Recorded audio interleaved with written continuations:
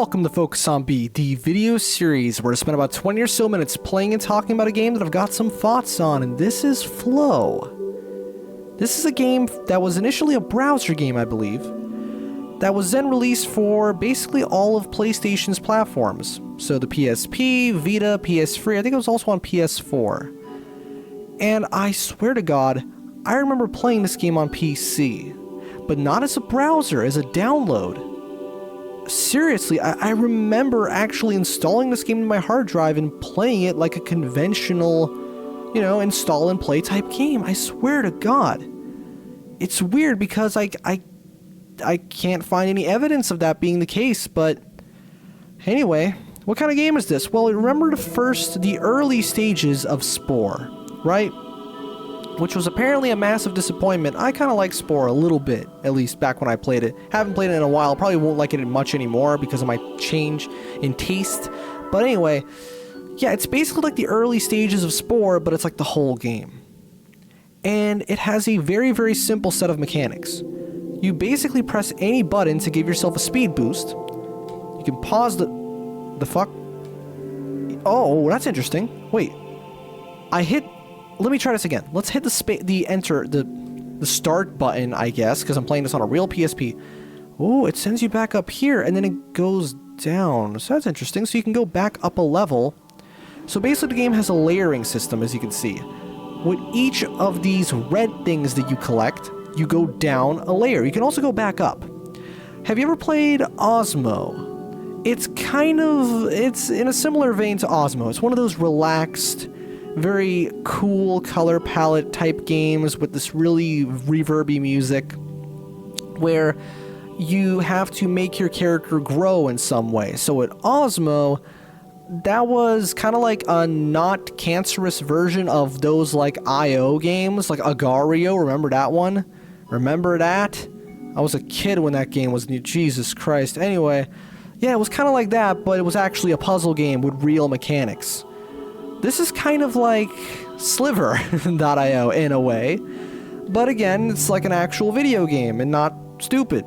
So what do? You basically eat these little pellets, and you have to consume other beings, essentially. But the thing that I find weird is that I cannot really figure out the mechanics at a more conventional video game level. I understand them fundamentally. You move around and you consume things, but what I don't get is there a health system?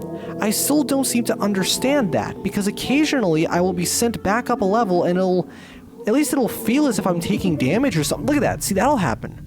But I'm not getting any smaller or anything, so it's not as if you take damage. You have to basically just become more than what you're trying to kill.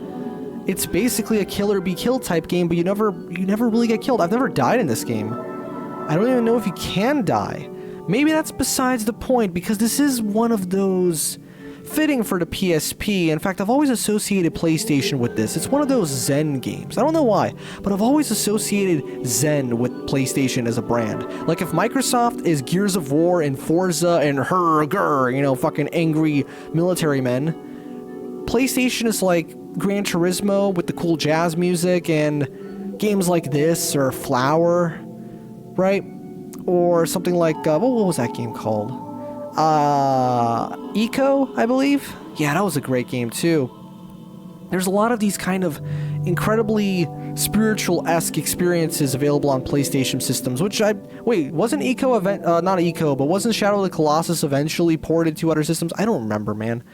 But I don't really have much of what you call a relationship with these kind of games, with the Zen-type games, right? Because I get bored with them easily. Holy shit, that thing is huge. Notice how I still instinctively move away from it, but I'm not sure. Maybe I don't have to fear it. Maybe I can just walk right up to it and just start chomping away and... Yeah, see, it gets I understand. That doesn't mean it's necessarily hostile, but it gets upset when I do that. And then I can just pick away at it. So that's how the mechanics work. You want to run away, right? Not get caught up in its size, and then bit by bit destroy it, tear it apart.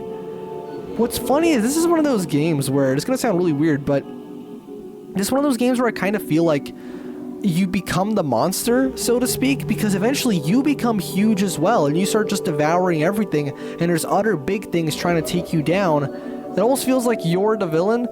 Actually, this is a very interesting combination of different mechanics. Like, it kind of reminds me of, remember Tasty Planet? All sorts of games where you have to, like, absorb stuff to grow. It just kind of reminds me of that. Here's the thing. I don't believe that, for me, these kind of games have much staying power. Like, I can tell you, after I've done this video, I don't know if I will ever play this game again. I might play something similar to this again, but this exact game, I'm not really sure. Because there doesn't seem to be much of a end goal. Well, I don't know if there is an end goal, really. I highly doubt that the engine is able to support you growing infinitely. So maybe at some point you either just reach a cap, the game will just maybe say, congratulations, you win, or maybe it'll have some kind of subversion of that. I'm not sure. I feel like this game is trying to say a lot more than it really is, or maybe I'm digging too deep into it. I feel like maybe the reason why this game isn't more well known is because of timing. I feel that if you gave this game a very obscured plot of some kind with some cryptic imagery and messages, it would be a Game Theory darling. You know what I mean? Like, it would be the kind of game that people would be all over. It would have been like the next Undertale, I guess, next Deltarune, next whatever game people are theorizing about. I don't know. I haven't been keeping up with that shit at all. But regardless of that, though, at its core, this is super simple. It is satisfying. There is something inherently satisfying about the concept of the game. We just kind of move around and consume stuff like this, and the visual effects are really nice. This game holds up like nothing else, man. It's a PSP game, right? It's released for a handheld, manufactured in 2005, and with just a little bit of upscaling, still looks crystal clear and clean, right? I imagine that the PS4 version would look even better, but I don't own a PS4, so I wouldn't know. And nowadays, it doesn't really make sense to buy that over, well, quite frankly, a PC, to be honest. I would never buy any game system at all. And not because, oh, game systems are stupid, they're not as powerful. No, actually, they're ridiculously powerful given the prices for them. I mean, most game systems are sold at a loss, you know, then that's because they're so much better than what you're actually paying for, at least nowadays. Like, I mean, yeah, back then it used to be kind of really weak compared to the PCs, but nowadays the gap is smaller. I mean, I'm pretty sure there are several aspects in which a PS4 would whoop my PC's ass, right? But even still, it's just, there's more stuff to do on a PC, right? But anyway, back to the game itself, though. I don't know why I feel this way whenever I look. Like right now, it's like, look, I'm glowing all red and shit. What does that mean? I feel like there's something very, very deep and dark happening underneath all of the layers of this game that I can't quite describe. Something about the way that, you know, your character changes color, the way they change shape. Also the subtleties of the sound design, how your character sounds more aggressive over time. I'm not sure, like, I wonder what the pitch for this game was like. Like, really, what is this concept exactly? And it's so abstract and strange, and yet all of the shapes are easily recognizable, right? It's a game that's hard for me to even commentate over. Like, I'm actually worried that if I'll be able to even sustain this commentary for another 10 minutes, because of how simple the gameplay is, how arcade-like it is, and yet I'm scared that I'll go into just rambling about random bullshit. It doesn't make sense, and I'm digging way too deep into this, but what is the barrier of digging too deep into something, right? When exactly have we dug too deep? Or can you ever dig too deep? But speaking of deep, notice how the background keeps getting darker and darker. That's a really nice touch. I wonder if you just reach a point, like seriously, you know, I want to find out just what happens. And the really weird thing is that you don't seem to be limited in any way as to when you can go even lower. I don't have to fight this guy. I don't have to try and kill this big dude. I'm going to. There you go, I ate him. I'm gonna try and kill him just because I want to, which I guess that's supposed to say something, but oh fuck, he's eating away at me, isn't he? Yes, those are the combat mechanics. It's like two dragons fighting each other. That's what's happening right now. And you want to run away because I imagine that at some point there's gotta be a way to die, right? Because clearly I'm taking some form of damage when interacting with these dudes who are obviously bigger than me, but I can also interact with them. It's here that I can chomp away at them But maybe every time I do that, every time I get chomped into, they regain a little bit of health. That's a distinct possibility. But there you go, look, if you take away enough of them, they just completely disappear. And now all that's left are these little pieces that you just collect, and there you go. Now let's move on to another level. You're gonna want to stick around for these levels though, because otherwise I imagine you're gonna face something that you have no chance of beating. You want to eat all these little pieces.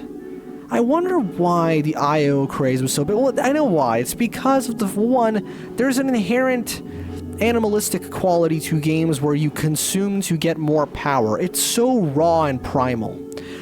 And it's also the community factor. You know, like those kind of games were actually kind of fun because people would they would strategize together because it was a multiplayer, it was an MMO type game, it was massively multiplayer, and so you would have a bunch of dudes who were, even though they were technically independent, they would be on the same team, so to speak, and they would try and support each other, right? And they would like strategize, like, I'm gonna deposit more of my guys into you so you can grow and kill this dude or something like that, right? Now, of course, that element isn't here with this single-player only PSP game, but now it creates a different kind of strategy. It's like, how much do you want to try and lose or to gain? You know? It's a risk and reward, but what I don't get is what the reward is exactly. I think this is why I don't play these kind of games often, because I guess I'm simple like that, and I want to shoot stuff. I want to destroy enemies. I want to run around through cool stages. I want to collect coins. This is kind of weird. It's not abstract in the slightest. It's still very specific. It's like this, look, the giant centipede-like creature consuming things. And there's really not much to talk about, to the point where this might be the first Focus on B to not be 20 minutes, because, well, other than the ones where I showcase the games that I make, to be fair, but, other than those, it's kind of hard to figure out what, like, look at this though, it's just we keep going deeper and deeper, and what the fuck is that? That thing is huge. Are we about to make some discoveries here? I think we are, really. I want to see what this game is hiding. This game feels mysterious. I told you, this is like 10 years ahead of its time in terms of like theory fodder, so to speak. You know what I mean? Like really. They should release this shit on Steam. Release it on Steam, and as I said, just give it like a weird cryptic story or message somewhere in there, because I believe there's no message to this game. And yeah, I'm definitely losing some kind of power.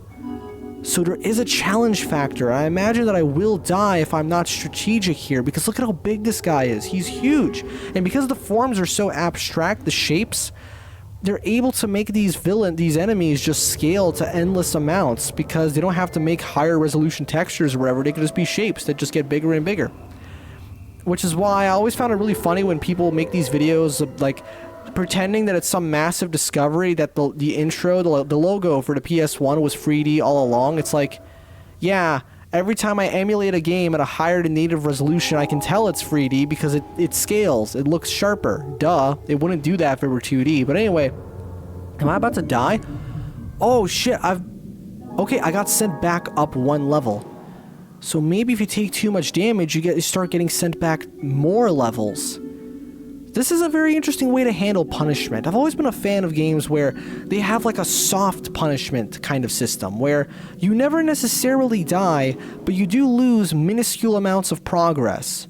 And it's contextualized that way too. It's not like, oh, you died, you reset to the last checkpoint that's like 5 seconds ago. No, it's more so the case where you literally don't die in the game itself. You just get sent back, like, hey, try again. And I wonder if this is an unwinnable scenario, because I'm so much smaller than this guy, but the thing is, if you take away certain pieces, they break apart completely, which means that if I can't... Oh, no. Okay, so I'm gonna want to collect these... Okay, so every time I collect one of these tiny pieces, it fills up one of my glowing sections of my centipede. I'm learning about this game as I talk about it, because it doesn't explain much. This game has absolutely nothing in the way of tutorials or making any sort of clarification as to its mechanics. Maybe it came with a manual, but I sure as hell don't own the physical manual, so I don't know. But it seems that what you need to do is you really do need to level yourself up, so to speak. It's almost like an RPG. And oh shit, run away. And there's a reason why you have a boost mechanic, so you can run away when you're getting attacked. But I wonder, like, why can't I bite onto like, what points on these characters can I bite into? I think, is this the trick? to try and sliver behind. Yes, that's the trick. To sliver behind them and catch them off guard. And now I can nom nom nom. I can eat away at their insides, which is actually kind of fucked up. And then I become red. But why do I become red? That's the thing. When you become red, that's what made me think, do you become the villain? Am I the evil one now? Just devouring everything in sight. Oh my god. What the fuck just happened? Wait, what's happening? I've lost control. Whoa, okay, so I did not expect that. Have I reached some kind of evolution? Okay, now I'm in control again. Now I'm playing as a jellyfish type thing. I had no idea this was part of the game. This is incredible. Oh, wait. And now I can switch between them. So that's like the game's menu. And now I play as a jellyfish. Okay. I had no idea this was a part of the game. You could become different creatures.